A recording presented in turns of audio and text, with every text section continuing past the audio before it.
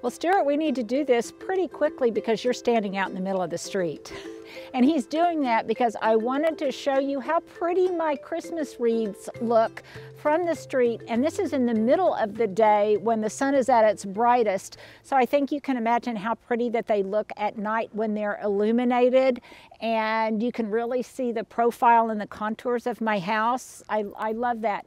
Now, a number of years ago, and if you have followed me for a long time on Instagram or on YouTube, you are very aware of this.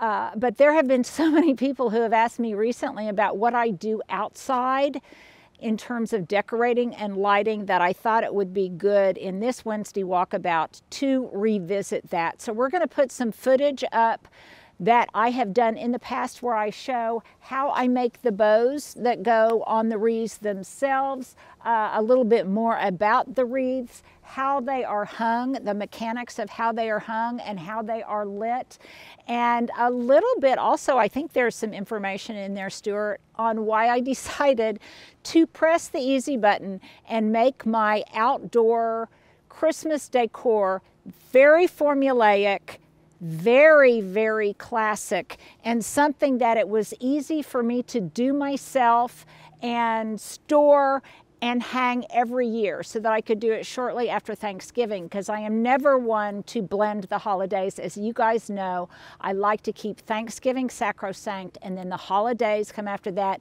Matt's doing this, so you must agree with me, Matt.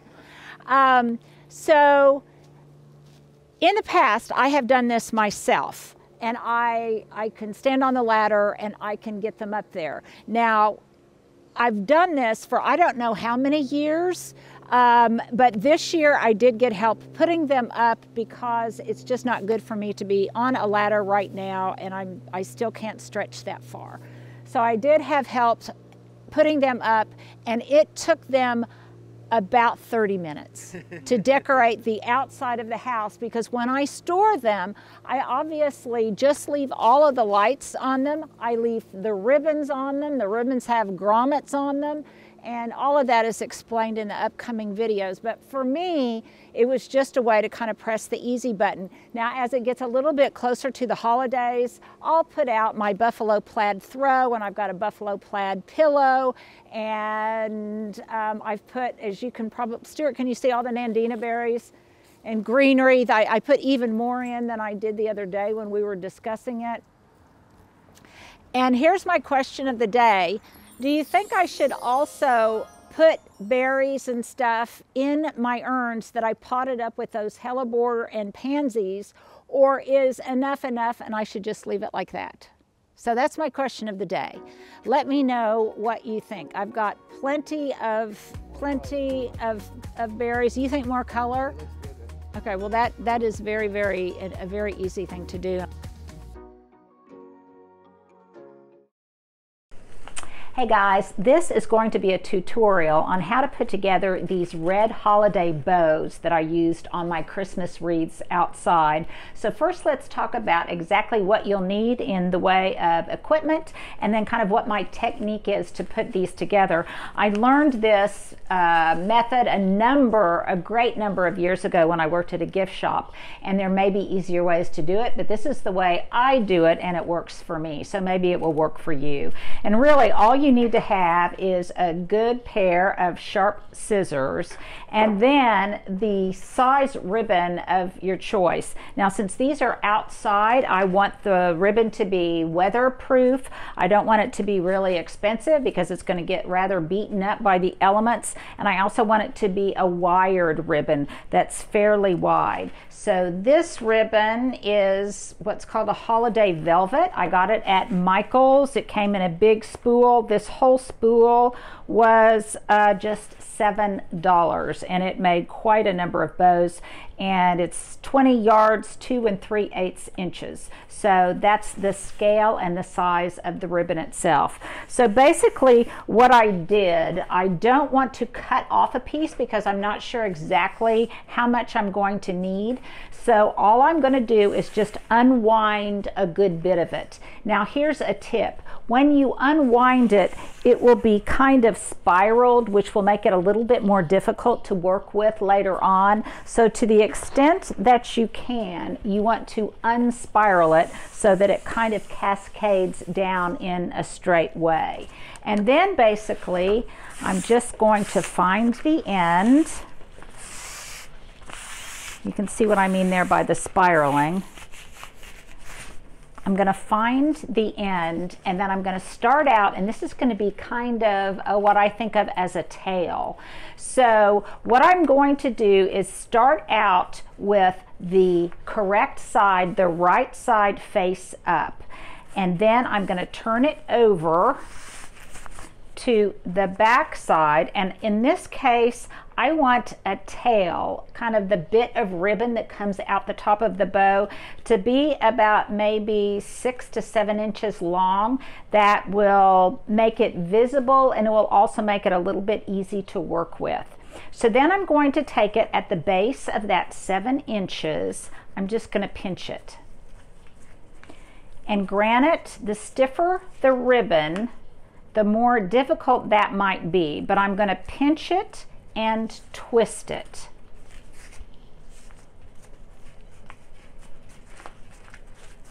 And then I have the tail twisted and pinched, and I'm holding it with my thumb. Okay, so I've got that going right there. You can even twist it multiple times if you like, twist it rather tightly. Then I'm going to take the back side. I've got the right side up and I've got the back side down, and I'm going to make a little bump, and that is going to be the center of the bow.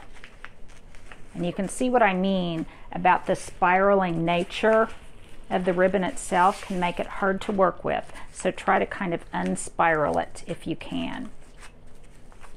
And that is going to be the center of the bow. And then basically at this point, all I'm going to do is make loops and twist. So I'm going to take it right here, pinch it with my fingers, and twist.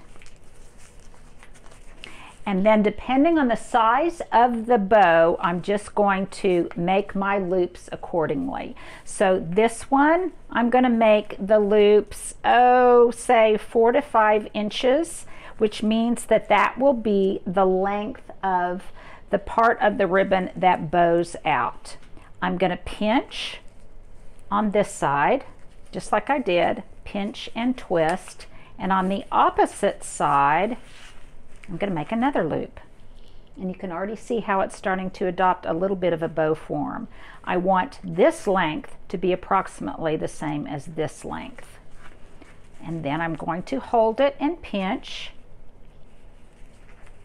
You need a little bit of finger strength to do this. I'm going to pinch and twist, and then I'm going to make another loop that's about the same size. You can also make it slightly longer if you want a little bit of a differentiation between the top layer and the bottom layer, but I typically make them about the same.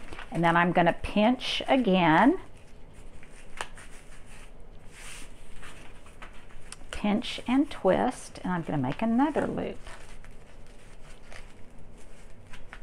And I'm holding it again on the back side.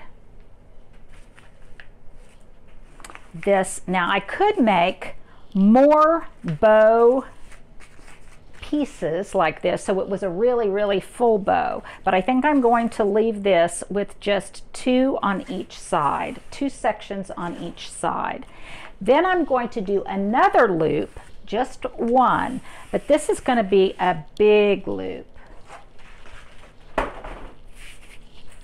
because these are going to be the tails to my bow.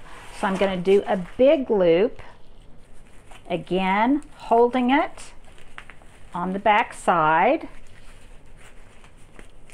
and pinching it and twisting. At this point it gets a little bit cumbersome. So then I have basically this just big wad that I'm holding together. Then I'm going to take, and normally I would use something that was a little bit more discreet than this large twist tie, but so that you can see the difference in what I'm doing. This one is green. You could use electrical ties, you could use a thin strip of ribbon, but this wired tie works great. So I'm going to stick it through the center of my bow and basically wind it around the entire, let's see here, I want to make sure I get that last loop, the entire bow. And then I'm going to really twist it really hard.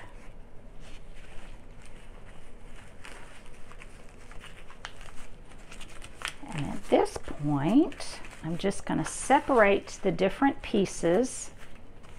I'm going to cut off. I'm going to end up with 3 tails, so I'm going to cut it off and detach it from the main spool. This long piece I'm going to cut in 2 on an angle. You could even do that kind of pretty V shape. And then I have basically a bow. I'm going to secure it even more in the back so it's even tighter. So then I have a bow with these tails.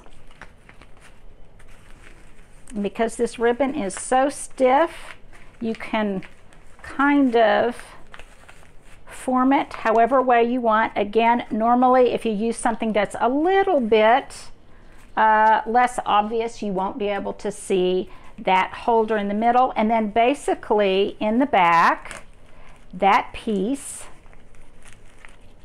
of twist tie will then just hang around the wreath itself.